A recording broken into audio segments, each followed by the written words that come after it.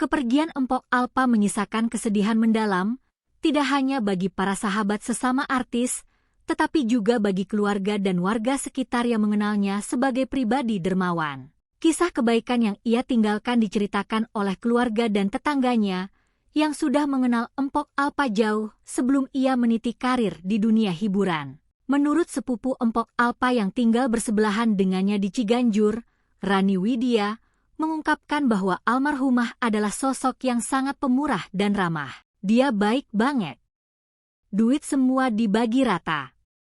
Semua juga orang lewat dia MAH dibagiin semua, kata Rani di rumah duka di kawasan Ciganjur, Jakarta Selatan, Jumat, 15 Agustus 2026.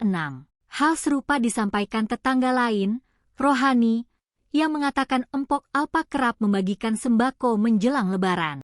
Adapun salah satu bentuk kebaikan paling berkesan adalah Empok Alpa sumbang ambulans untuk masjid di lingkungan tempat tinggalnya.